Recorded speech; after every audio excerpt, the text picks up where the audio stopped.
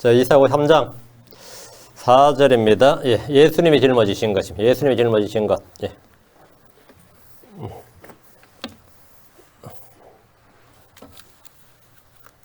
예, 오늘은 이사야 53장 4절 예수님 짊어지신 것 같이 읽습니다. 이사야 53장 4절 참으로 그는 우리의 고통을 짊어지고 우리의 슬픔을 담당하였거늘 우리는 그가 매를 맞고 하나님께 맞아 고난을 당한다고 생각하였노라. 예, 여기서 오늘 우리는 할 때는 뭐 사람들 이제 쫓기는 유대인들이고요. 예, 우리는 어떻게 생각했다 이렇게 했죠. 자, 이사야 3장 4절에는 두 가지 나오죠. 우리의 고통을 짊어지고 우리의 슬픔을 담당할 걸 담당했다. 이것도 짊어졌다는 말이에요. 그래서 우리의 고통을 짊어지고 그다음에 우리의 슬픔을 담당하였다. 이렇게 잠깐 기도합시다. 위대하시고 거인 주 안에 감사합니다. 하나님께서 이 시간 은혜를 주셔서 주의 영을 충만케 하시고 주의 말씀이 선포될 때 주의 성령께서 크고 강하게 임해 주시고 또 말씀을 조명해 주시고 깨우쳐 주시고 또 잘 이해할 수 있도록 주시고 마음에 잘 받게 하시고 믿음과 잘 결합할 수 있도록 도우시고 또 마음판에 기록하여 주시기를 원합니다. 아버지 하나님께서 은혜 베풀어 주셔서 또 말씀과 더불어 수분이 풍부하게 하셔서 아버지 하나님 여기서 이 모든 씨앗이 그냥 홀로 하나의 씨앗으로 남는 것이 아니라 우미도 없고 또 자라나서 많은 열매를 맺도록 인도해 주시옵소서. 특별히 주의 이 3일째, 제주 3일째 말씀을 듣고 함께 기도하고 또 이 함께 모이기 위해서 힘쓰는 모든 지체들의 복을 주시고 은혜를 허락하여 주시옵소서. 주의 영을 충만하게 해 주시고 오늘 시간보다 은혜롭고 복된 시간이 되도록 도우시고 선포된 말씀 위에 신선한 기름으로 기름 부어주시고 저희 속에 말씀이 차곡차곡 쌓일 수 있도록 그래서 말씀이 자유로운 행로를 얻어서 역사할 수 있도록 복을 주시옵소서. 아버지 하나님 이 시간 말씀을 듣는 모든 혼들에게 동일한 은혜로 함께 해주십시오. 감사드리며 주의 손 기도합니다. 아멘. 예. 오늘 우리가 공부할 본문은 4절입니다. 대언자 이사야는 예수님께서 우리를 위해 짊어진 것, 담당하신 것이 무엇인지 선포하고 있습니다. 여러분이 킹제임 성경을 알기 전에 예수님을 짊어졌다 이러면 제일 익숙한 구절이 성구를 찾으라면 뭐 당연히 세상 죄를 지고 가는 하나님 어린 양. 이제 개혁 성경에 그래 나오고 개혁 개정에도 그래 나옵니다. 이번에 개정된 개혁 성경에도 그 구절은 똑같아요. 이튿날 요한이 예수님께서 자기에게 나오심을 보고 이르되 보라 세상 죄를 지고 가는 하나님 어린 양이로다. 이것도 뭐 말이 안 되는 건 아니에요. 세상 죄를 지고 가는. 세상 죄를 지고 어디로 갔죠? 예, 지옥으로 갔다. 세상 죄를 지고 가는 하나님 어린 양이로다 했는데 예수님은 세상 죄를 지고 가셨다는 표현은 한국 성도들은 굉장히 익숙한 표현입니다. 왜 개혁 성경을 100년 이상 써왔으니까. 킹제임 성경에는 다음날 요한이 예수님께서 자기에게 오시는 것을 보고 이르되 세상 죄를 제거하시는 하나님 어린 양을 보라. 세상 죄를 제거하시는 예수님은 자신의 몸으로 우리의 죄를 담당하셨고 그것을 완전히 없애셨습니다. 대언자 이사야는 예수님 우리를 위해 자기 몸에 짊어지신 것이 있다. 자기 몸에 짊어진 것이 있다. 친히 He himself 그분께서 직접 자기 몸에 짊어지신 것이 있다. 이사야 53장 4절에 참으로 그는 우리의 고통을 짊어지고 우리의 슬픔을 담당하였거늘 우리는 그가 매를 맞고 하나님께 맞아 고난을 당한다고 생각하였노라. 주 예수님 우리의 고통을 짊어지셨습니다. 예수님 우리의 슬픔을 담당하셨습니다. 담당했다는 것은 짊어졌다는 또 다른 표현입니다. 율법 아래서 백성들은 자신의 죄와 불법을 각자 스스로 담당해야 했습니다. 율법은 말하기를 자기 불법을 담당하리라. 자기 불법을 담당하리라. 심지어 알지 못하고 지은 죄라도 그는 유죄고 자기 불법을 직접 스스로 담당해야 합니다. 레위기 5장 17절에 만일 어떤 혼이 주의 명령들을 통해 행하지 말도록 그만 이 일들 중 하나를 범하고 죄를 지면 비록 그가 깨닫지 못했다 해도 여전히 유죄요. 나 모르고 했어요. 나 몰랐어요. 그래서 guilty, 유죄요. 자기 불법을 담당하리라. 자기 불법을 담당하리라. 주님은 말씀하시기를 에스겔 18장 2절에 죄를 짓는 혼 그 혼은 죽을지니라. 아들이 아버지의 불법을 담당하지 아니하며 아버지가 아들의 불법을 담당하지 아니하리니 의로운 자의 의가 그에 임하고 사악한 자의 악이 그 위에 임하리로다 했습니다. 죄를 짓는 그 혼은 자기 죄와 불법을 담당해야 합니다. 이것은 율법의 원칙입니다. 하지만 사람이 자기 죄와 불법을 담당하지 않는 방법이 구약에도 나와 있습니다. 어린 양을 통한 속죄, 대속의 진리가 레위 제사장 체계를 통해 분명히 드러나 있습니다. 아벨은 주께 믿음으로 희생물을 드림으로써 의롭다는 증언을 얻었습니다. 에녹은 믿음으로 주와 동행함으로써 주님을 기쁘게 했다는 증언을 얻었습니다. 노아는 주의 눈에 은혜를 입었는데 그는 주의 말씀을 믿었습니다. 노아가 방주에서 내려산 첫 번째 일은 제단을 닦고 주께 희생물을 드린 것이었습니다. 아브라함, 이삭, 야곱은 모두 주께 제단을 닦고 희생물을 드렸는데 이것은 율법을 통해 매우 구체적으로 계시가 됐습니다. 율법이 주어지기 전에 조상들이 한 일이 율법을 통해 구체적으로 딱 계시가 됐는데 율법에 따라 거의 모든 것이 피로서 깨끗하게 되나니 피 흘리며 흔적 사면이 없느니라. 죄의 사함이 없느니라. 율법은 피를 통한 구속과 대속을 분명하게 말합니다. 출애굽기 3장 10절에 아론은 한 해에 한 번 분향제단의 불들 위에서 속죄의 죄헌물의 피로 속죄할지니 곧 그는 너희 대대로 한 해에 한 번 그 제단 위에서 속죄할지니라. 그것은 주께 지극히 거룩하니라. 그것은 주께 지극히 거룩하니라. 피를 통한 속죄 원칙이 계시된 겁니다. 그럼 황소와 염소의 피는 죄들을 제거하는 것이 불가능했습니다. 제사장들이 날마다 드리는 같은 희생물로는 죄들을 제거할 수 없었습니다. 히브리서 10장 11절에 제사장마다 날마다 서서 섬기며 자주 같은 희생물들을 드리되 그것들은 결코 죄들을 제거하지 못하거니와. 예수님은 자신의 몸으로 자신의 피로 죄들을 깨끗이 씻으시고 제거하셨습니다. 예수님은 단 한 번 자신을 희생물로 드려서 영원히 죄를 제거하셨습니다.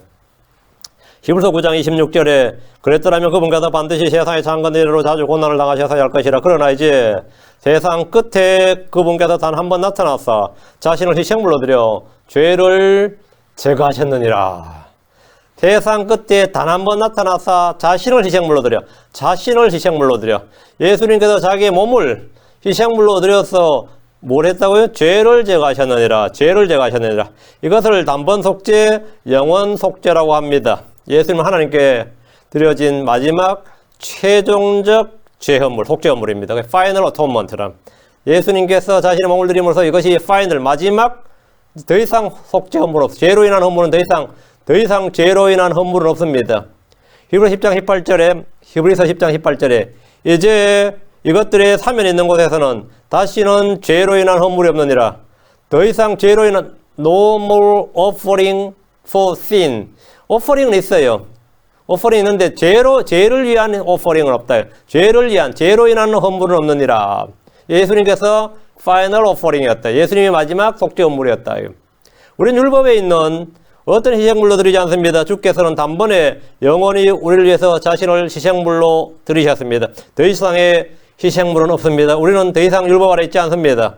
성경 말하기를 요한일 3장 5절에 그분께서 우리의 죄들을 제거하시려고 나타나신 것을 너희가 알거니와. 죄를 제거하시려고, 세상 죄를 제거하신 하나님이 어리냐. 항소와 염소의 피는 죄를 제거하지 못하거니와. 예수님께서 뭐라고요? 단 한 번 나타나서 자신을 희생물로 드려서 죄를 제거하셨느니라 했죠. 그분께서 우리의 죄들을 제거하시려고 나타나신 것을 너희가 알거니와. 그분 안에는 죄가 없느니라. 만약 누구든지 이 예수님을 거부하면 그에게는 더 이상 속죄헌물, 희생헌물이 남아있지 않습니다. 하나님의 어린 양 예수 그리스도 안에는 어떤 다른 헌물이나 희생물을 주께 바치면 그는 헛짓을 하는 겁니다. 히브리서 10장 6절에 죄로 인한 번제물과 희생물들은 주께서 기뻐하지 아니하시나이다. 자, 그럼 본문을 보겠습니다. 4절입니다. 참으로 그는 우리의 고통을 짊어지고 우리의 슬픔을 담당하였거늘 우리는 그가 매를 맞고 하나님께 맞아 고난을 당한다고 생각하였노라. 사람들은 저마다 자기의 죄, 자기의 불법, 자신의 짐을 스스로 져야 한다고 그렇게 알고 있습니다. 내가 져야지 누가 져요? 자기 죄를 자기가 담당해야지. 자기가 책임져야지. 이건 불신자들에도 상식입니다. 율법도 그렇게 규정합니다. 간혹 누가 대신 나의 짐을 져주고 나의 슬픔을 나누어 준다면 참으로 감사할 일입니다. 그러나 나의 죄와 불법을 대신 담당할 수 있는 사람은 없습니다. 간혹 자기 주인을 위해 죽는 종이 있고 자기 나라를 위해 죽는 그런 애국자들이 있고 자기 조직을 위해 죽는 사람이고 가족을 위해 한 몸을 희생하는 그런 사람들이 있습니다. 그런 사람들을 의인이니 열사니 영웅이니 하면서 우리는 추앙합니다. 그러나 아무도 죄인을 위해 죽으려는 사람이 없습니다. 만약 죽었는데 내가 누구에게 호의를 베풀었는데 그 사람이 알고 보니까 아마 살인자의 폭력범에 인간 쓰레기였다면 어떻게 생각해? 어떤 노인이 이 청년한테 이 욕을 먹고 있는 거예요. 그 지나가던 좀 의로운 기질 있는 사람이 그 노인을 막 변호해주고 대신 싸워줬어요. 그 노인이 하는 말이 쓸데없는 짓 하지 말라는 거예요. 고맙네 젊은이가 아니라 쓸데없는 짓 하지 말라 그래요. 근데 다른 어떤 사람이 옆에서 저 노인이 저래봬도 전과 10범이다 그래요. 저 노인한테 잘못 걸리면 그냥 죽는다고. 죽는다고. 그러면 자기가 변호를 해주고 대신 싸워줬는데 어떤 생각이 들어요? 아, 헛짓 했구나. 내가 미친 짓 했구나. 이런 생각밖에 안 들죠. 그런 생각밖에 안 들어요. 어떤 애를 위해서 내가 어떤 애 불쌍한 애를 위해서 내가 뭘 해줬는데, 쟤 완전히 지금 전과 몇 범인지 모른다고. 그러면 허탈해지죠. 대신 싸워주는 사람이 허탈해진다고. 그러니까 누가 죄인을 위해 죽었다면 그의 죽음은 뭐죠? 개 죽음이지. 다 그렇게 말해요. 개 죽음, 헛된 죽음이라고 욕만 먹습니다. 죄인을 위해 죽었다면 그 사람 욕만 먹어요. 그 미친 짓을 한 거란 말이죠. 하나님이신 예수님은 우리의 죄와 허물과 불법을 담당하셨습니다. 주님은 누구를 위해 죽었다고요? 죄인을 위해 죽으셨습니다. 우리가 아직 죄인이었을 때 경건치 아니한 자들을 위해서 죽으셨습니다. 로마서 5장 6절 8절입니다. 우리가 아직 힘이 없을 때 그리스도께서 정하신 때가 되어 경건치 아니한 자들을 위해 죽으셨느니라. 의로운 사람을 위해 죽으려는 자가 거의 없고 선한 사람을 위해 감히 죽고자 하는 자가 혹 있거니와 우리가 아직 죄인이었을 때 그리스도께서 우리를 위해 죽으심으로 하나님께서 우리를 향한 자신의 사랑을 당당히 제시하느니라. 예수님은 선한 사람, 의로운 사람, 경건한 사람, 거룩한 사람을 위해 죽으신 것이 아닙니다. 예수님은 경건치 아니한 자들을 위해 죽으셨습니다. 예수는 우리가 아직 죄인이었을 때 우리를 위해 죽으심으로 우리를 향한 자신의 사랑을 당당히 제시하셨습니다. 참으로 그는 우리의 고통을 짊어지고 주님은 고통에 익숙하신 분이라고 3절에 나왔죠. 고통을 잘 아는 자라 이랬죠. 사람들이 막 고생한다, 고난을 받았다, 어렵다, 힘들다, 막 눈물 난다 이러고 우리는 뭐 그런 하소연을 자주 합니다. 파면 초가에 몰릴 때 그 인생의 고통과 인생의 짐이 얼마나 무거워요. 그럴 때만 진짜 눈물이 저절로 쏟아질 때 말이에요. 하나님 앞에서 한번 눈물 쏟아내 보세요. 하나님 뭐라 그런지. 네가 고통을 아느냐 그러지. 네가 고생이 뭔지 아느냐고. 예수님은 고통을 잘 아는 분이단 말이죠. 고통을 잘 아는 분이죠. 참으로 그는 우리의 고통을 짊어지고 사람에게 처음 고통이 주어진 것은 주의 명령을 어기고 죄를 지었을 때부터입니다. 주님은 범죄한 여자에게 내가 내 고통과 수태를 크게 늘리리니 했습니다. 그때까지 고통이란 게 없었습니다. 삶에 고통이란 게 없었는데 이제 주님께서 내 고통과 수태를 크게 늘리리니 라고 하심으로써 사람에게 고통이 시작됩니다. 주님은 첫사람 아담에게 창세기 3장 17절 땅은 너로 인하여 저주를 받았고 너는 평생토록 고통 중에 땅의 소산을 먹으리라. 너는 평생토록 고통 중에 땅의 소산을 먹으리라. 그러니까 이제 삶 자체가 뭐가 된 거죠? 삶 자체가 고통이죠. 그래서 이걸 이제 인생을 뭐라 그래요? 사람들 다 그래요. 이건 뭐 불신자들도 하는 말은 인생은 고해의 바다다. 고해가 뭐냐? 고통의 바다다. 이 말이에요. 고자가 고생 고자고 해가 바다 해자. 고해의 바다다. 우리 그래서 인생은 항상 고해의 바다에 떠 있는 하나의 뭐 배와 같다 이거. 그 노동이 고통이 된 겁니다. 먹고 사는 자체가 고통이 된 거예요. 그 어떨 때는 먹는 게 힘들 때가 있어요. 먹는 게 힘들 때가 있어요. 그래서 먹는 거 힘 안 들게 하려고 하는 게 뭐죠? 맛을 내는 거예요. 맛을 내야 고통스럽지 않잖아. 먹는 게 먹어야 사니까 먹기는 먹어야 되고 그나마 덜 고생스럽게 먹으려니까 뭐죠? 맛을 내야 돼요. 한국 사람들은 먹을 게 없는데 풀잎 뜯어 먹으니까 어떻게 먹어요? 그래서 참기름이라는 게 만들어진 겁니다. 이게 참기름 없으면은 한국 사람 먹을 수가 없어요. 그 참기름이 만들어진 거예요. 이쪽에서는 참기름이 필요가 없는 거지. 먹을 게 많은 지역 사람들은 그 참기름하고 묻혀서 뭐 그나마 그 향과 뭐로도 먹을 만하니까 먹는 거예요. 그렇게 먹는 거예요. 본래 노동은 주의 일을 하는 사역이었습니다. 그것은 복이고 특권이었습니다. 그러나 범죄한 후로 노동은 먹고 살기 위한 생존의 투쟁이었습니다. 사람은 하나님께서 먹지 말라고 하는 거예요. 먹지 말아야 할 것을 먹음으로써 하나님은 사람들에게 평생 먹는 문제로 고통을 겪게 하신 겁니다. 합당한 뭐예요? 먹을 때마다 이거 얼마나 힘들게 일해서 쌀 한 톨이 생겼는지 그걸 이 농민들은 그걸 알길 원해요. 우리 어른들마다 저희들한테 밥 한 톨도 못 남기겠어요. 이게 어떻게 얼마나 땀 흘리고 고생해서 만든 이 농사를 지은 것인지 밥을 버린다, 남겨서 버린다. 이거는 죄악 중에 큰 죄악이었어요. 요즘이야 살찐다, 한다 그러면서 그냥 조금 먹고 그러면 말죠. 얼마나 힘들게 입으로 들어간다는 게 말이죠. 고통 중에 고통의 소산물이었다 이거예요. 왜 그러냐면 사람이 처음에 지은 죄가 입으로 먹는 문제로 죄를 지었다 이거죠. 주님께서 그걸로 딱 죄를 기억하게 하고 평생 또 그걸 하게 하신 거예요. 그 먹기 위해서 일을 할 때마다 사람은 처음에 지은 죄를 생각할 수밖에 없습니다. 많은 고통이 있지만 배고픔의 고통이 가장 큽니다. 배고픔의 고통이 가장 커요.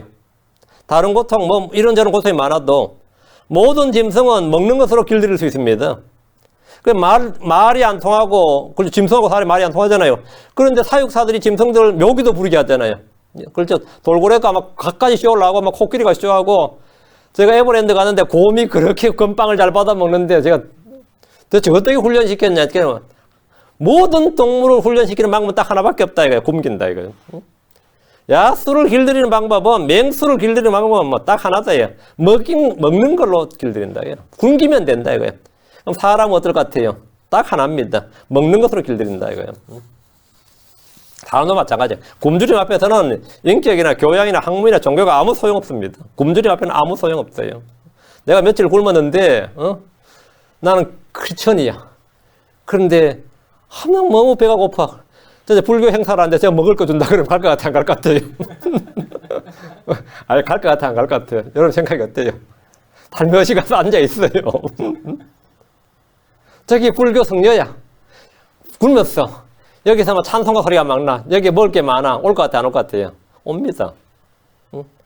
먹는 거 앞에서는 종교 소용없습니다. 저 이거 군대 신병교육대 가서 잘 봤어요. 막 종교, 초코파이 하나에 종교가 막 변하더라고요. 초코파이 어디 많이 주느냐에 따라서 불교 행사 가느냐, 캐톨릭 가느냐, 기독교 행사 가느냐가 막 그냥 결정이 나는 거예요. 어디에 뭐죠. 오늘 거기 라면 준다 그랬다. 그럼 끝난 거야. 거기 다 몰리는 거예요. 다른 데는 다 텅텅 비는 거예요. 어느 곳에 더 많이 주느냐에 따라서 종교 행사의 규모가 딱 결정나 버립니다. 사람들은 뭐에 따라 움직인다고요? 먹는 것에 따라 움직인다예요. 그래서 나는 그런 것 따라 안 움직여. 그러면 뭐라 그래요? 아니, 덜 굶어서 그래요. 아직 자식이 덜 굶어봐서 그래요. 저는 좀 더 굶어봐야 했다 소리 안 나와.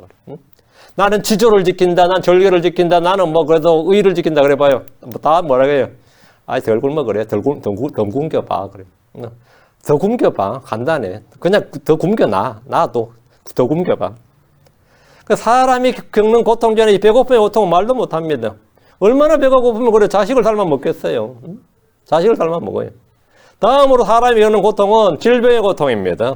이 고통은 사람들이 피하고 싶어하는 고통이에요. 그래 이보다 더 큰 고통이 있으니 질병의 고통보다 더 큰 고통이 있어요. 그게 뭐냐? 사망의 고통입니다.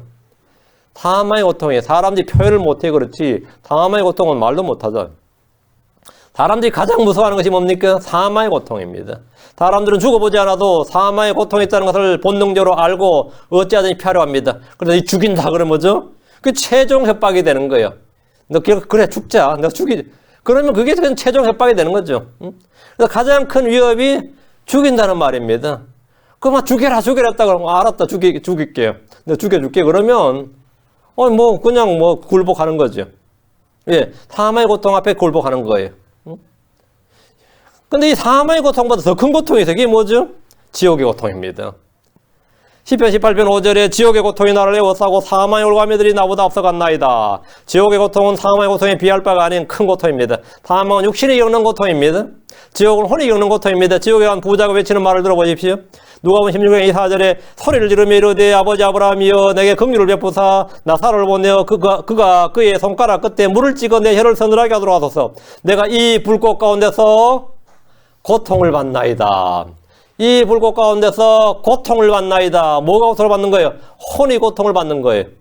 이게 사망의 고통을 넘어서는 지옥의 고통이다 말이에요. 이것은 비유나 상징이 아닙니다. 지옥을 부정하는 여호와의 정의나 안식교정에서는 이 구절이 비유나 옛날 이야기들 중에 하나로 가르칩니다.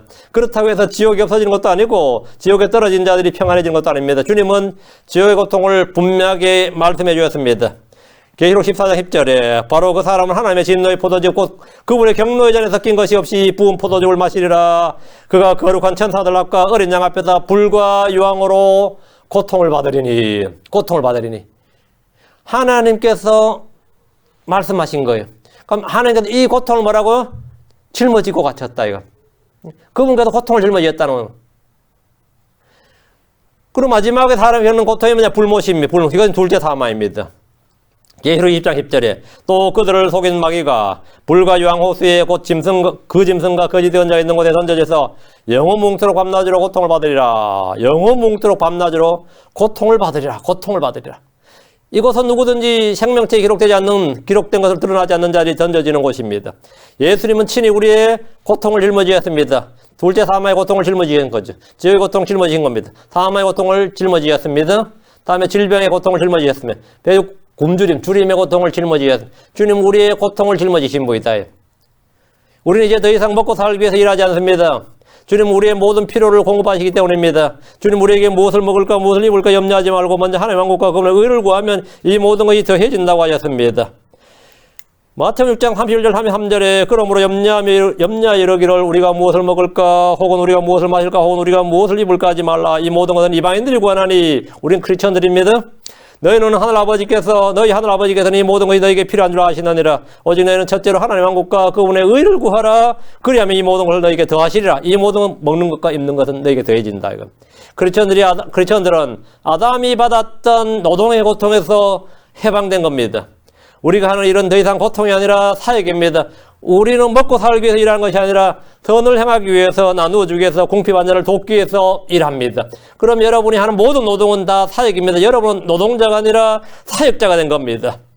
우리가 부지런히 땀 흘려 일하는 것은 주의 영광을 위한 것입니다. 크리스천들은 노동자로서 일하는 것이 아니라 사역자로서 일하는 것입니다. 노동의 고통이 더 이상 고통이 아닐 때 크리스천들은 삶의 참된 자유를 누립니다. 다음 4절입니다. 참으로 그는 우리의 고통을 짊어지고 우리의 고통을 짊어지고 주 예수는 우리의 모든 고통, 사람들은 이외에도 고통을 겪습니다. 우리의 모든 짐을 주님께서 지셨습니다. 마태복음 11장 28절 30절 수고하고 무거운 짐진 모든 자들아 너희는 내게로 오라. 내가 너희에게 안식을 주리라. 나는 마음이 온유하고 겸손하니 너희 위에 내 멍에를 메고 내게 오라. 그리하면 너희가 너희 혼을 위한 안식을 찾으리니 내 멍에는 쉽고 내 짐은 가벼우니라. 인생의 짐이 무겁습니까? 고통스럽습니까? 주께 맡기십시오. 여러분이 지고 있는 무거운 짐이 무엇이든지 주께 맡기십시오. 주님께서 내가 너에게 안식을 주리라고 하셨습니다. 성경은 말씀합니다. 시편 55편 2절에, 시편 55편 22절에 내 짐을 주께 맡기라. 그러면 그분께서 너를 붙드시고 의로운 자가 흔들리는 것을 결코 허락하지 아니하시리라. 주님께서 맡아주시면 그 순간 그 무거운 고통에서 해방됩니다. 많은 이들이 자신이 진 무거운 짐으로 인해 고통하고 신음합니다. 특히 형제들은 가장으로서 결혼하면 가장으로서 어깨가 무겁다 그럽니다. 그건 대부분 다 느낍니다. 저는 아이들 넷으로 인해서 늘 적잖은 고민을 합니다. 내가 짐 안 지면 안 져도 되는데 괜히 자기가 짐을 지고서 막 무겁다 그래요. 응? 무겁다 그래요. 제가 이 부분에 대해서 참 회개하게 된 게 어떤 유치원을 갔는데 그 집은 애가 6이야. 우리 집 넷인데 아유 내가 뭐 좀 훌륭하시다고 이제 이야기를 했어요. 근데 자기는 하나도 힘이 안 들대. 애를 방목하나 보다 생각했어요. 근데 그분이 크리스천인데 난 주님께 다 맡겨서 주님께 완전히 다 맡겨서 주님이 다 행하셔서 자기 힘든 줄로 모르겠다. 그런데 야 목사인 제가 할 말이 없어. 응? 진짜 믿음 있는 사람이었어요. 응? 그 아줌마가 정말 믿음 있는 사람이었어요. 근데 우리는 전부 다 저마다 자기 고민들을 다 이야기합니다. 그 고민들이 그냥 고민이 아니에요. 고통스러운 고민이 있습니다. 이런 고민 저런 고민이 아니라 생각하면 그냥 고통스러워요. 차라리 생각을 안 해버려야지. 생각을 하면 힘들다고. 형제들만 그런 거 아닙니다. 자매들 역시 가정에서 결코 가볍지 않은 짐을 지고 삽니다. 요즘은 전부 자매들을 일시킵니다. 이 미국이라는 시스템 자체가 여자들도 다 일해야지 먹고 살도록 그렇게 이 시스템 자체가 그렇게 되어 있습니다. 아이들은 아이들대로 평안한 것 같아요. 우리 부모가 나에게 그런 기대가 너무 커 하면서는 나름대로 또 자기 나름대로는 짐이 무겁다고 어떤 애들은 자살도 해요. 약도 먹고 자살도 합니다. 우리가 볼 때는 지가 뭐고 사는 게 있다고 싶고 우리 어릴 때 비하면 사는 것도 아니고 평안 그 자체 너무 평안해서 문제다 싶고 이런데 이런 삶을 살면서 걔는 그게 아니야. 얘는 또 그게 아니라고 힘들어 미치겠다 그러고 자기들끼리 고민 이야기하고 집 나간다 그러고 그러죠. 저는 많은 이들이 이런 고통을 토로한 것을 많이 듣습니다. 해결 방법은 주께 맡기는 겁니다. 잠언 16장 3절에 내 일들을 주께 맡기라. 그리하면 내가 생각하는 것들이 굳게 헤어지리라. 주께 내 일들을 맡기면 나는 더 이상 어떤 일들로 인해 고통을 겪을 일이 없습니다. 어려운 일, 힘든 일, 고통스러운 일, 부담스러운 일이 너무 많습니까? 그럼 주께 맡기셔야 됩니다. 주께 맡겨야 됩니다. 사면초가에 몰렸다요. 사방을 둘러봐도 다 벽이에요. 응? 첩첩산중이다. 가면 갈수록 더 산골이 깊어지는 것 같아요. 앞에 더 큰 산이 나타나는 것 같아. 주께 맡기라. 가장 좋은 방법은 주께 맡기는 겁니다. 욥기 5장 8절에 난 하나님께 구하겠고 내 사정을 하나님께 맡기리라. 내 사정을 하나님께 맡기리라 한 대로 주께 맡기는 것이 고통에서 해방되어 자유로운 방법입니다. 성경이 말하기를 빌립보 4장 6절 7절에 아무것도 염려하지 말고 오직 모든 일에서 기도와 간구로 너희가 요청할 것들을 감사하도록 하나님께 알리라. 그리하면 모든 일을 뛰어넘는 하나님의 평강이 그리고 예수를 통해 너희 마음과 생각을 지키시리라. 이게 바로 욥기에 나온 말씀이에요. 나는 하나님께 구하겠고 내 사정을 하나님께 맡기리라. 같은 말씀이에요. 주께 사정을 알리고 감사함으로 구하면 됩니다. 주께서 우리의 고통을 짊어지셨다는 것은 우리가 그것을 맡길 때 확실히 체험할 수 있습니다. 홀로 발버둥치며 염려하고 근심하며 걱정하며 고민을 거듭하는 것은 아무런 의미가 없습니다. 아무런 의미가 없어요. 확실히 체험하는 방법이에요.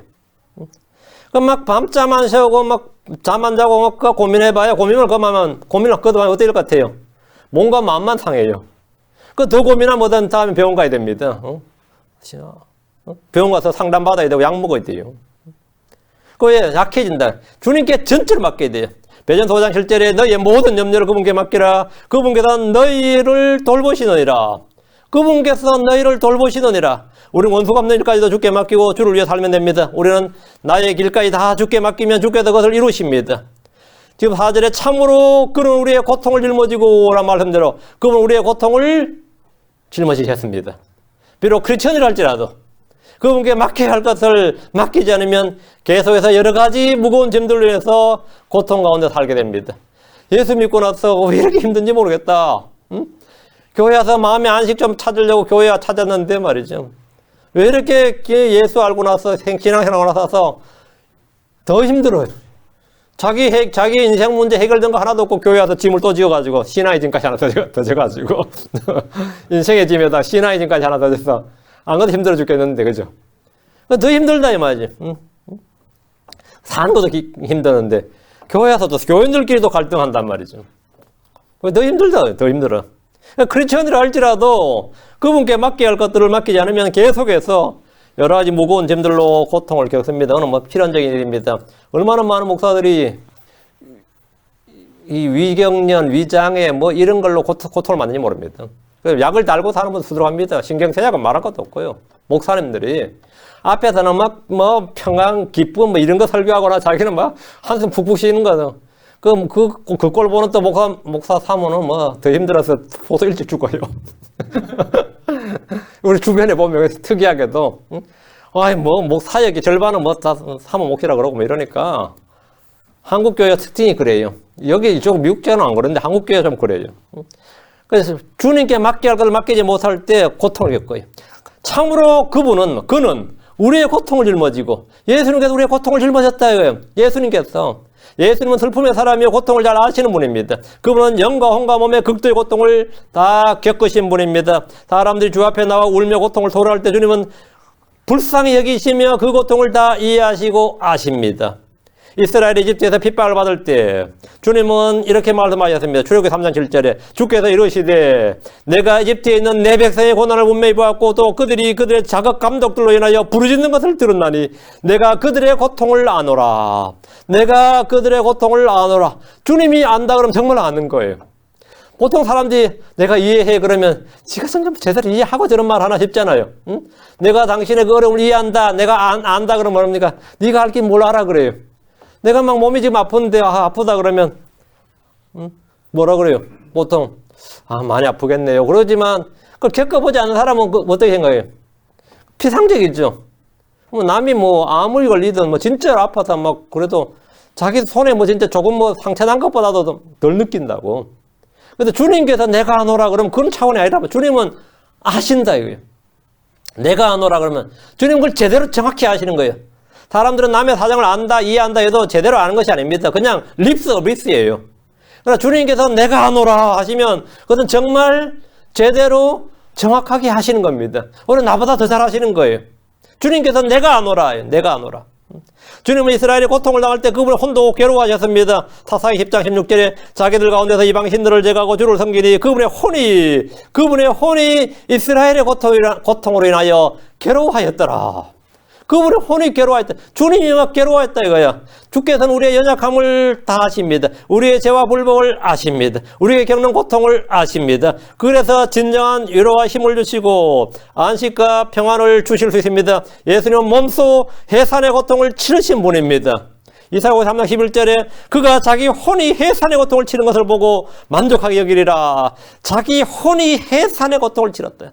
예수님은 그냥 몸에도 극한의 고통을 치르셨지만 그 영적인 그 혼이 겟세마네에서도 그랬고요.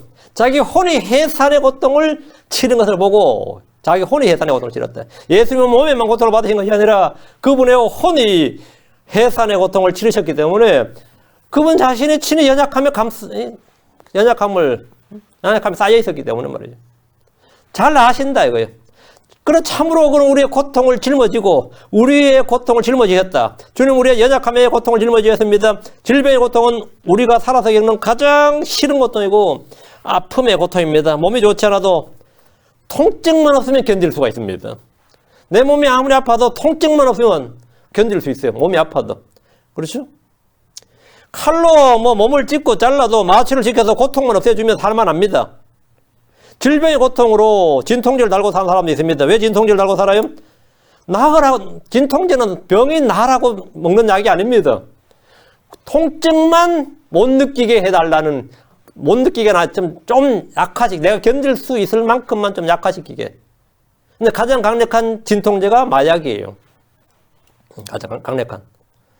그래서 진통제 달고 사는 사람이 있어요. 통증만 없애주면 질병은 아무 문제가 아닐 수도 있습니다. 문제는 고통입니다. 예수는 우리의 연약함을 담당하셨습니다. 예수는 우리의 질병을 짊어졌습니다. 마태복음 8장 17절 이것은 대언자 이사야를 통해 말씀하신 것을 성취하려 하심이라 이르시되 그가 친히 우리의 연약함을 담당하고 우리의 질병을 짊어졌도다 하였느니라. 이 말씀은 가장 신비로운 말씀 중에 하나입니다. 예수님은 자기가 나오는 모든 병자들의 질병을 고치셨습니다. 메시아의 표적입니다. 우리의 연약함과 질병을 짊어지셨습니다. 그분께서 베드로전서 2장 24절에 그분께서 채찍에 맞으러 너희가 고침을 받았나니 이 말씀이 있습니다. 그런데 우리는 왜 질병에 걸리는 겁니까? 이 말씀에 따르면 주님이 질병을 다 고치셨잖아요. 주님께서 우리의 슬픔을 담당하고 고통을 담당해도 크리스천들은 여전히 고통을 겪고 슬픔을 겪어요. 주님께서 우리의 질병을 지고 가셨는데 왜 고통을 겪느냐고, 왜 우린 질병에 걸리냐 이거죠. 육신이 여전히 죄의 몸이고 사망의 몸이기 때문입니다. 주께서 우리의 연약함과 질병의 고통을 짊어졌기에 우리는 질병이 있을 때 이를 주께 구할 수 있습니다. 지금 크리스천들은 믿음의 기도를 통해 질병을 치유해야 됩니다. 장로들을 불러서 기도해 주도록 해야 됩니다. 야고보서 5장 14절 16절 너희 가운데 병든 자가 있느냐? 병든 자 있죠. 그는 교회의 장로들을 부를 것이요 그들은 주의 이름으로 그에게 기름을 바르며 그를 위해 기도할지니라. 믿음의 기도는 병든 자를 구원하리니. 병든 자를 구원한다 이 말은 병으로부터 질병으로부터 구원한다 이거야. 질병의 고통에서 구원한다 이거예요. 주께서 그를 일으키시리라. 그가 죄들을 범하였을지라도 그것들을 용서받으리라. 너희 잘못들을 서로 고백하고 너희가 병고치를 받도록 서로를 위해 기도하라. 의로운 자 혈ő 있고 뜨거운 기도는 많은 유익이 있느니라. 기도하라. 우리 몸의 질병은 하늘의 왕국이 이 땅에 올 때 모두 치유됩니다. 혼의 고통과 질병은 하나님의 왕국 속으로 들어갈 때 지금 치유됩니다. 참으로 그는 우리의 고통을 짊어지고 예수는 우리의 사망의 고통을 짊어지셨습니다. 예수는 우리의 죄의 고통을 짊어지셨습니다. 베드로전서 2장 24절 친히 나무에 달려 자신의 몸으로 우리의 죄들을 지셨으니 이것은 죄들에 대해 죽은 우리가 살아서 의에 이르게 하려 하심이라. 그분께서 채찍에 맞음으로 너희가 고침을 받았나니. 예수는 우리가 받아야 할 모든 율법의 저주를 자신의 몸으로 담당하셨습니다. 담당했다는 말은 짊어졌다 이 말입니다. 다시 4절 우리의 슬픔을 담당하였거늘. 예수님께서 우리의 슬픔을 담당했다. 예수님은 슬픔의 사람이었습니다. 우리의 슬픔을 담당하시기 때문입니다. 인생의 모든 날들은 수고와 슬픔밖에 없습니다. 우리의 인생의 모든 날들은 수고와 슬픔뿐입니다. 시편 90편 10절에 우리의 횟수의 날들이 70년이요 강건함이 80년이라도 그 횟수의 위력은 수고와 슬픔뿐이니 그 위력이 곧 끊어짐에 우리가 날아가 버리나이다. 이번은 횟수의 날들이 70년이라 했죠. 강건하면 80년이고 그 횟수의 위력은 수고와 슬픔뿐이니 수고와 슬픔뿐이다. 수고와 슬픔이다. 이는 나이가 들면 들수록 절감하는 진리입니다. 전도서 2장 3절에 그의 모든 날은 슬픔이며 그의 해산의 고통 괴로움이니라. 참으로 그의 마음이 밤에 안식을 얻지 못하나니 이것도 헛되도다 했습니다. 누구나 인생은 고통과 더불어 슬픔으로 가득합니다. 슬픔으로 가득해. 그 슬픔으로 그 주님께서 우리의 슬픔을 담당하였다. 슬픔으로 가득한 사람들이 하는 일이 뭡니까? 벗어나고 싶잖아요. 그러니까 행복을 찾는 거예요. 행복을 찾고 또 찾습니다. 예수는 우리의 슬픔을 담당하시고 평안과 기쁨을 주셨습니다. 주께서 육신을 입고 사람이 되신 것은 우리의 고통을 짊어지고 우리의 슬픔을 담당하시기 위해서입니다. 담당이란 말이 짊어졌다는 말이에요. 예수님은 우리의 치욕을 짊어지셨습니다. 예수는 우리의 죄들을 짊어지셨습니다. 히브리서 9장 28절에 이와 같이 그리스도께서도 많은 사람의 죄들을 담당하시려고 한 번 들이셨으며 또 자신을 기다린 자들에게 죄와 상관없이 두 번째 나타나사 구원을 이루게 하시리라. 죄 문제가 해결되면 죄로 인한 고통과 죄로 인한 슬픔은 없어집니다. 주께서 우리의 슬픔을 담당하셨다는 것은 참으로 복된 소식입니다. 믿는 자는 기쁨이 주어집니다. 믿는 자는 기쁨이 주어진다. 요한복음 15장 11절 내가 너희에게 이 일들을 말한 것은 내 기쁨이 너희 안에 머물러 있어 너희 기쁨이 충만하게 하람이라. 예수님의 말씀을 내가 듣고 믿는다는 것은 그걸 배우고 믿는다는 건 뭐냐면 주의 기쁨을 받아들이는 거예요. 내 기쁨이 너희 안에 머물러 있어 너희 기쁨이 충만하게 하려 함이니라. 요한복음 17장 13절 이제 내가 아버지께로 가오니 내가 세상에서 이것들을 말하옵는 것은 그들이 내 기쁨을 자기들 안에서 성취하게 하려 함이니이다. 내 기쁨을 자기들 안에서 성취하게 하라 합니다. 크리스천들은 예수 그리스도의 기쁨, 하나님의 기쁨을 우리 안에서 성취할 수 있고 그것을 우리 안에 둘 수 있다 이거죠. 하나님의 왕국은 성령님 안에서 의와 화평과 기쁨입니다. 기쁨은 성령의 열매입니다. 크리스천들은 아무것도 가진 것이 없고 전에 달라진 것이 없어도 예수 믿었던 하나로 하나님의 말씀을 배우고 그 말씀을 받아들인 것 하나로 마음속에 샘솟는 기쁨을 가질 수 있습니다. 그 하나로 샘솟는 기쁨을 가지고 있어요. 내 안에 슬픔과 고통으로 가득 찬 내 인생이 기쁨과 화평으로 넘치는, 그래서 강 같은 기쁨, 강 같은 평화 뭐 이런 노래를 부르는 거예요. 인상찜 풀어서 뭐 강 같은 평화 그러면 안 되고 정말 내 마음 속에서 예수 믿은 거 하나로 내 속에 기쁨이 있는 거예요.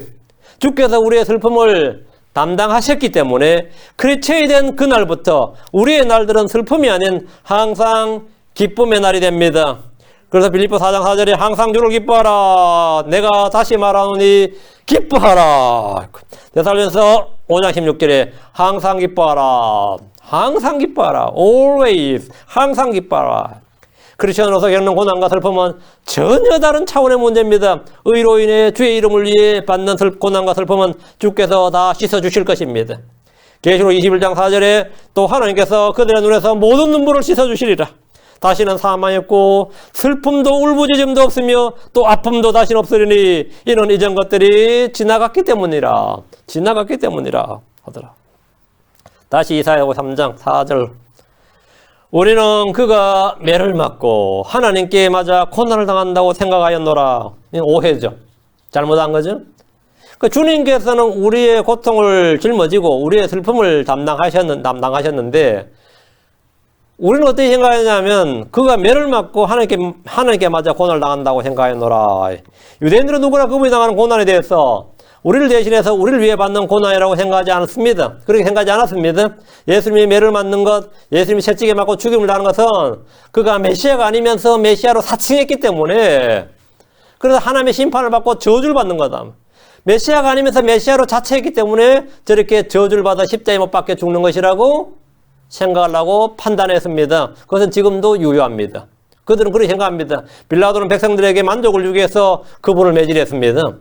가야바는 예수님이 민족을 위해 자기 민족을 위해 죽어야 한다고 생각했습니다. 백성들은 예수님이 매를 맞는 것을 보고 절대로 메시아가 절대로 그리스도가 아니라고 그리스도 될 수 없다고 확신했습니다. 그럼 이 빌라도는 뭐 때리는 정도로 채찍질하는 정도로 이 정도로 징계하고 뭐 십자에 못 박고 죽고 사형에 처할 죄는 아니다. 이 정도로 해서 우리 여기도 이 정도로 딜하자, 이 정도로 끝내자 이런 의미로 그냥 한 채찍질 했는데 그거는 완전 유대인들에게는 그냥 불에 기름을 갖다 부은 거예요. 응? 우리가 지금 메시아라고 생각해도 한때는 그렇게 따랐었고 그렇겠죠. 왕으로 삼으려고 해서 얼마 전에 일주일 전만 해도 그거는 뭐 호산나 다윗의 아들이다 찬송하려고 막 이랬었는데, 그 로마, 밤에 붙들려 와서 로마 군인한테 두들겨 맞았는 거는 뭐, 황당한 거죠. 어떻게 그리스도가, 메시아가 어떻게 붙들려 오는 것보다 후치인데, 두들겨 맞아요. 응? 두들겨 맞냐고. 차라리 침례인 요한이 헤롯한테 죽은 거는, 그들이 그냥 분노를 하지만 그런 그 실망이나 그 배신감은 안 느껴요. 침례인 요한이 헤롯의 칼에 죽은 것은 별 적이 아니었어요. 그러나 예수님이 이 로마 군대에 채찍질을 당한 것은 이건 민족적인 수치야. 이스라엘 사람들에게는 내가 한때 그런 메시아라고 생각할 뻔도 했는데, 내가 전에 종려나무도 내가 그 종려나무 흔들고 내 옷을 바닥에 깔았는데, 이런 사람들에게는 이건 완전히 뒤집어질 이야기겠죠. 그 뒤집어질 이야기다. 이건 절대 자기 민족을 압제로부터, 로마의 식민지로부터 이런 종된 이방인의 시대를 끝내고 말이죠. 다윗의 왕국을 다시 세울 그런 다윗의 자손이다. 자기 민족을 구원할 메시아다. 이거 말도 안 되는 소리예요. 저렇게 무기력하고 두들겨 맞는 사람이 무슨 메시아냐 이거예요. 로마 총독에 붙잡혀서 매를 맺는다는 것은, 메시아가 로마 총독에 붙잡혀서 매를 맞는다는 것은 상상할 수 없는 일이었습니다. 예수님은 성경 기록들에 따라서 자신이 채찍에 맞고 십자가에 못 박히는 것과 부활까지 미리 말씀해 주셨습니다. 마태복음 20장 19절에 이방인들의 넘겨주어 그를 조롱하고 채찍질하고 십자가에 못 박게 할 것이요 셋째 날에 그가 다시 일어나리라 하시니라. 그러나 백성들은 물론이고 제자들조차 주의 말씀을 믿거나 이해하는 이가 없었습니다. 십자가에 못 박은 군중들은 그분을 향해 외쳤습니다. 마태복음 27장 40절에 이르되 성전을 헐고 사흘 만에 짓는 자여 내 자신이나 구원하라.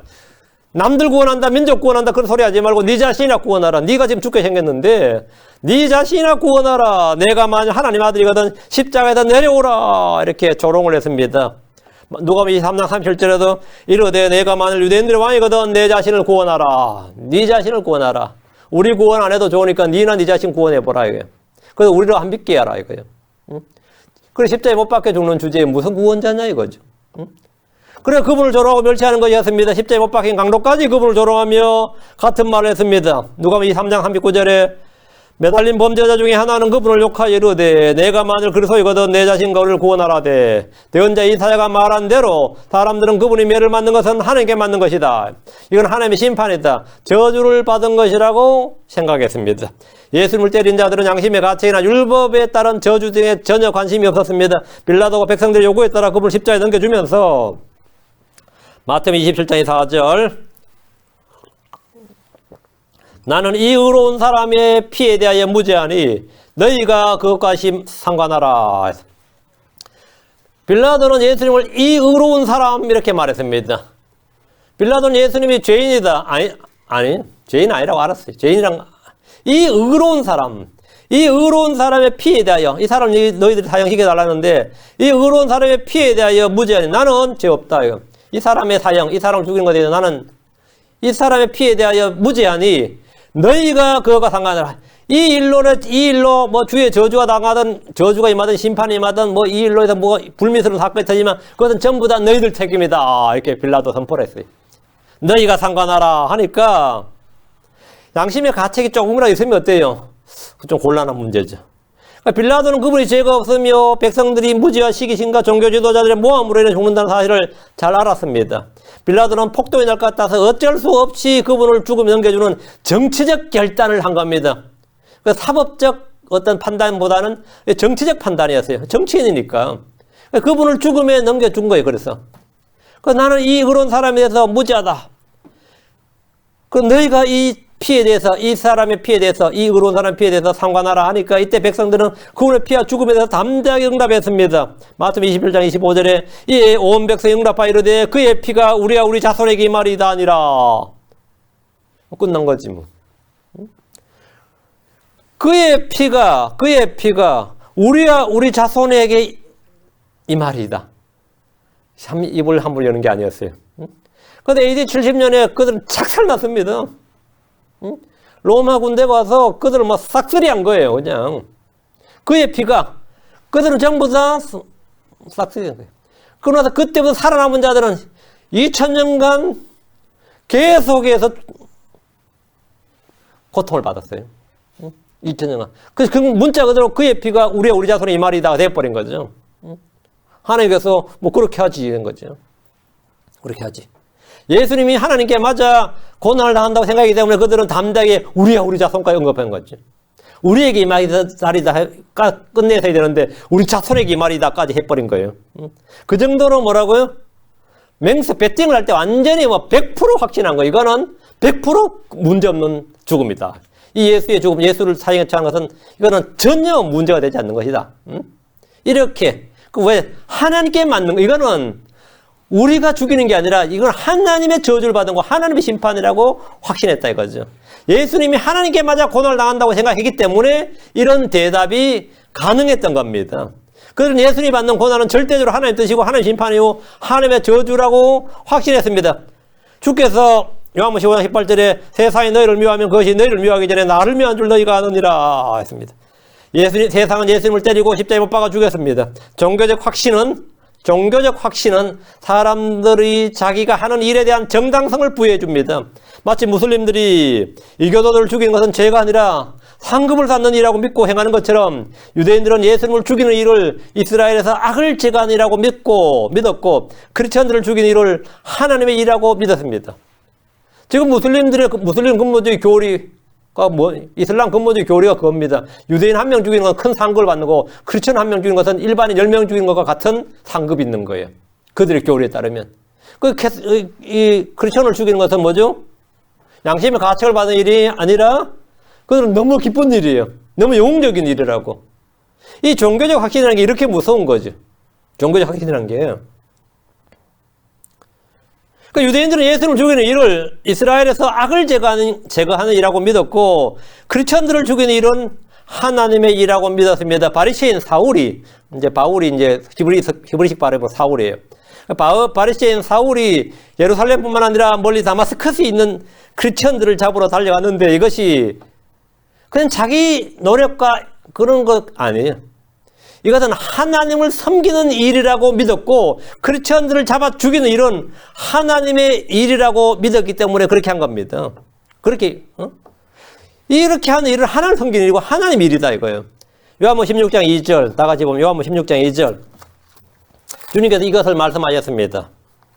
요한복음 16장 2절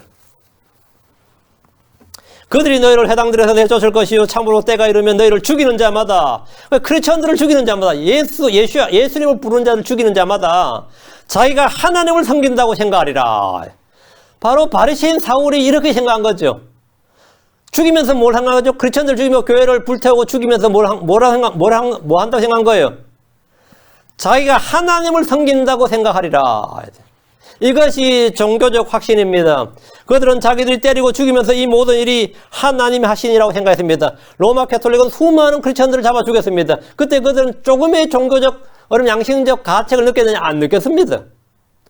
그들은 죽이면서 하나님의 일하고 마녀를 사냥한다고 생각했습니다. 그렇게 하면 죽였어요. 그리고 죽이는 사람들은 축복했습니다. 이것이 종교적 확신이에요. 주님께서는 너희를 죽이는 자마다 자기가 하나님을 섬긴다고 생각하리라 했습니다. 예수 죽이는 일은 당연한 일이었고 예수 믿는 자 죽이는 일도 그렇게 되는 겁니다. 이사야 지금 53장 지금 본문 4절에 우리는 그가 매를 맞고 하나님께 맞아 고난을 당한다고 생각했노라 했죠. 유대인들은 예수님을 율법에 정한 대로 돌로 쳐서 죽인 것이 아니라 십자가에 못 박아 죽였는데 왜 십자가에 못 박아 죽였느냐 하면 나무에 달려 죽은 자는 죽게 저주받은 자란 율법에 따른 겁니다. 그럼 이건 확실히 100%가 되는 거죠. 신명기 21장 3절에 나무에 달린 자는 하나님께 저주받은 자니라 이 말씀에 따라 예수님이 나무에 달린 순간 그렇게 죽는 순간 그건 하나님께 저주받은 것이라고 생각할 수 있는 겁니다. 그리고 그거는 자기들이 완전히 합리화가 되는 거예요. 성경적 근거가 마련돼 버렸어요.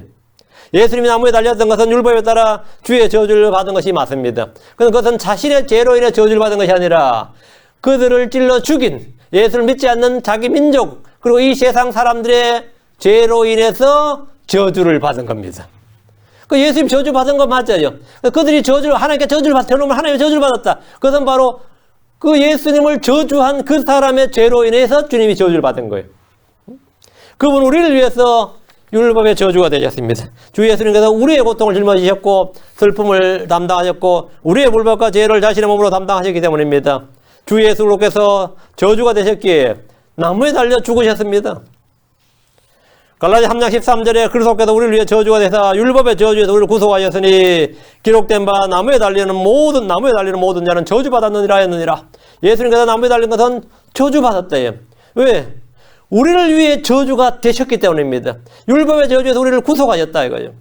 그 저주받았대. 예수님께서 나무에 달려 자신의 몸으로 우리의 죄들을 지셨습니다. 베드로 3장 24절에 친히 나무에 달려 자신의 몸으로 우리의 죄들을 지셨으니 사람들은 이것을 하나님께 매를 맞고 하나님의 저주를 받은 자라고 생각했지만 지금도 그렇게 판단합니다. 지금도 유대인들은 예수님이라는 이름을 하나님의 저주를 받은 자라고 생각하고 그렇게 주장하고 그들의 국어 사전에도 그렇게 적혀 있습니다. 지금도 이스라엘에서는 크리스천들이 믿는 예수라는 이름은 하나님의 저주받은 자, 그의 이름이 땅에서 끊어지리라 지워지리라 이렇게 주장하고 가르칩니다. 유대인들이 유대교에서 기독교로 개종하는 걸 막고 수천 년 동안 예수라는 이름은 하나님의 저주받은 자다.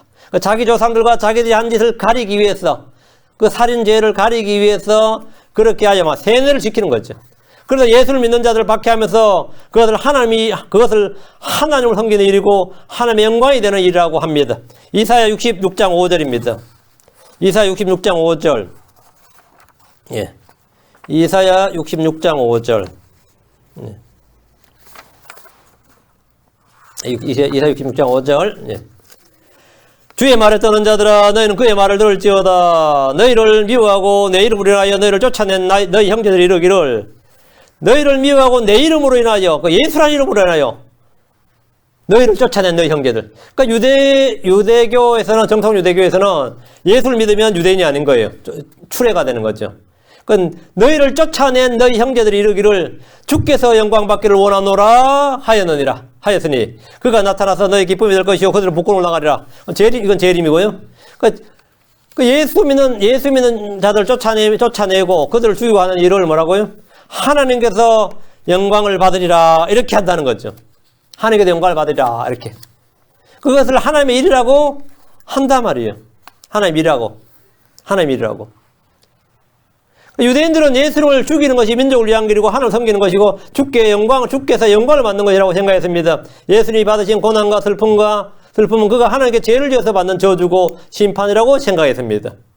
그래서 이사야 53장 4절 지금 우리는 그가 매를 맞고 하나님께 맞아 고난을 당한다고 생각하였노라. 이 말씀은 전적으로 사실입니다. 이들은 예수님 누군지 알지 못했습니다. 예수님 행하신 일이 무엇인지 전혀 알지 못했습니다. 그래서 살인을 하나님이라고 생각한 겁니다. 살인을 하나님을 생각한 거예요.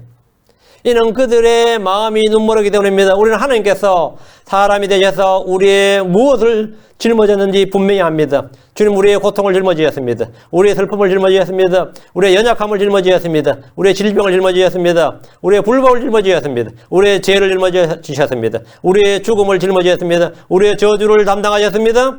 다음 우리의 모든 짐을 져주셨습니다. 우리의 모든 짐을 져주셨다요. 그리고 우리에게 안식을 주시는 겁니다. 그럼 우리가 짊어져야 할 것은 뭡니까? 자기를 부인하고 자기 십자가를 지고 주님을 따라야 됩니다.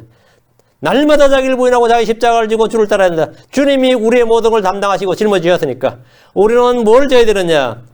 자기 십자가를 지고 주를 따라야 됩니다. 우리는 주 예수님의 죽으심을 짊어져야 됩니다. 고린도 4장 10절에 우리가 항상 주 예수님의 죽으심을 몸에 짊어지면 예수님의 생명 또한 우리 몸에 나타나게 하려 함이니라. 우리는 그분의 치욕을 짊어져야 됩니다.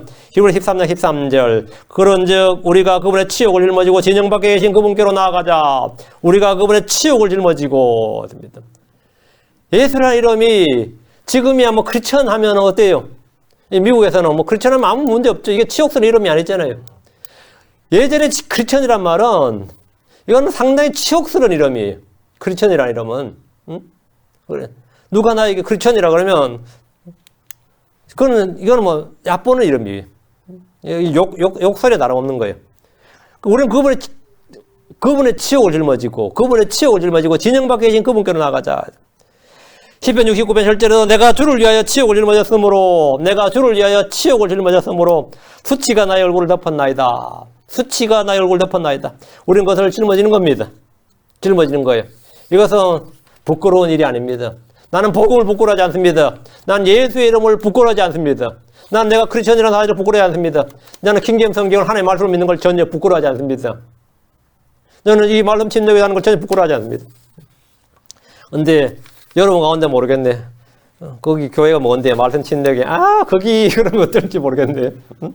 그 목사님 누군데 막 윤모 목사가 그 사람 그러면 부끄러워하지 마세요. 원래 그러려니 그러려니. 응?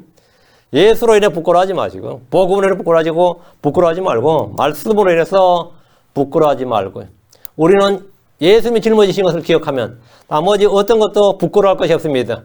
내가 복을 부끄러워하지 아니하노니 내가 그분의 이름을 부끄러워하지 아니하노니 우리는 주 예수님의 죽으심을 짊어지고 그분의 치욕을 짊어진다. 그리고 자기를 부인하고 자기 십자가를 지고 주님을 따르는 사람들입니다. 자, 기도합시다.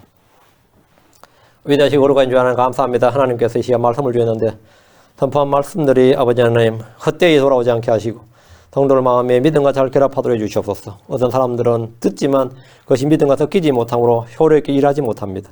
아버지 하나님 어떤 사람은 듣지만 세상의 염려나 근심, 쾌락으로 인해서 또 다른 여러 가지 어떤 것들로 인해서 말씀이 자라나지 못합니다. 어떤 사람들은 말씀을 받아도 그것이 뿌리내리지 못합니다. 어떤 사람은 말씀을 받아도 수분이 없어서 열매를 맺지 못합니다.